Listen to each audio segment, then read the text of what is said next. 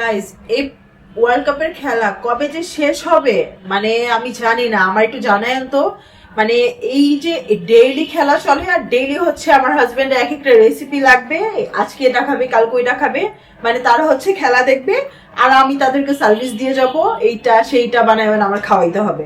আজকে তারা ডিমান্ড করতেছে বাবা আর ছেলে যে তারা হচ্ছে ফিশ হচ্ছে বারবিকিউ করে খাবে, মানে ইনস্ট্যান্ট তাদের যে কখন কি খাইতে ইচ্ছে করে আমার এটা সাথে সাথে হচ্ছে বানাই দিতে হয়। বলেন তো কি একটা অবস্থা। আর আজকে হচ্ছে আমার ছেলের প্রিয় টিমের খেলা, আজকে হচ্ছে স্পেন আর কি বলে পর্তুগালের খেলা। সো সে তো আরো বেশি এক্সাইটেড আর মাছ দেখে তো সে মহা খুশি। সো এখন হচ্ছে তারা বসছে খেলা দেখবে আর আমি তাদের জন্য দুই নবাবের জন্য আমি ফিশ বারবিকিউ করে নিয়ে যাব।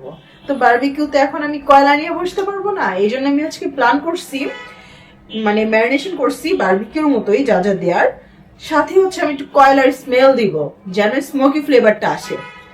এখানে হচ্ছে আমি একটা কয়লা দিছি, কয়লা দিয়ে এটার উপর হচ্ছে আমি সামান্য একটু তেল দিয়ে দিব, তাহলেই হচ্ছে কয়লার যে ফ্লেভারটা এটা পুরো মাছে ছড়া যাবে।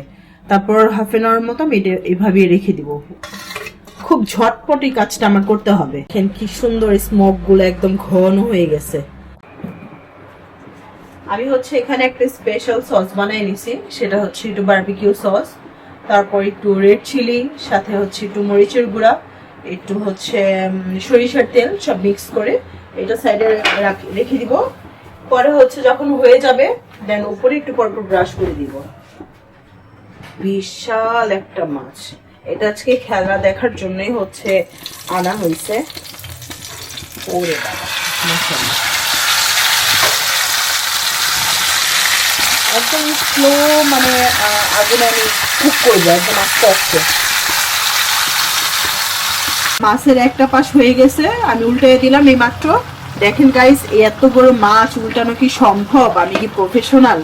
এতটুকু যে করি হাজবেন্ডের জন্য এটাই তো অনেক। দেখেন তারপর হচ্ছে একটু এখান থেকে বাঁকা হয়ে গেছে, লেসটা একটু ঢুকে দিয়েছিলাম, পরে লেসটা একটু বাঁকা হয়ে গেছে। রেডি হয়ে গেল আমার একদম বারবিকিউ স্টাইলের ফিশ। দেখেন লুকসটা দেখতে কি সুন্দর আসছে গাইস। এই জায়গাটা যদি নষ্ট না হইতো তাহলে আর কত দেখতে সুন্দর লাগতো। কিছু করার নেই, এখন নিয়ে যাই। না নিয়ে আসলাম তোমাদের বাপ ছেলের জন্য ফিশ এত রাতে। আমার তো খাটাইতে খাটাইতে শেষ করে ফেলতেছে। কি করবে, আমার বাবা তো ভোজন মানুষ। তোমার কপাল ভাই, তোমার কপাল ভালো, আমার বাবা মতো ছেলে পেয়েছে। ওরে বাবা রে বাবা, কি বলে আল্লাহ, তো বাবা শুনলে একদম স্বর্গ উঠা যাবে। কি আর কোনো ডিমান্ড, আর কিছু বাকি আছে? একটু দুধ দিয়ে আম দিয়ে নিয়ে আসো ঠান্ডা করে। ওরে বাবা রে বাবা, নে তোদের জ্বালায় কোনো মহিলা এসে থাকতে পারবে না। ধর খাইতে থাক। এদিকে খেলাও শুরু হয়ে গেছে আর এদিকে তাদের খানা পিনাও শুরু হয়ে গেছে। আম দুধও রেডি করে ফেললাম। বলে না যেমন বাপ তেমন ছেলে, মানে পুরা বাবার ডুপ্লিকেট হচ্ছে। মানে তার বাবা ছিল, এখন সেও অ্যাড হয়েছে। দেখি তাদের আর কোনো ডিমান্ড বাকি আছে কিনা। জুস আনছি, আর কিছু? মা মাছটা যে মজা হয়েছিল, এখন এটারই দরকার ছিল। বাহ, খুব সুন্দর। মানে আমি কইরা খাওয়াইতে পারলেই ভালো। নে এবার খাই, আমাকে উদ্ধার কর। খাওয়া দাওয়া তো শেষ করলাম, এখন খেলাটাকে এনজয় করব। কালকে দেখা হবে আবার আমার দল আর্জেন্টিনার খেলার সময়।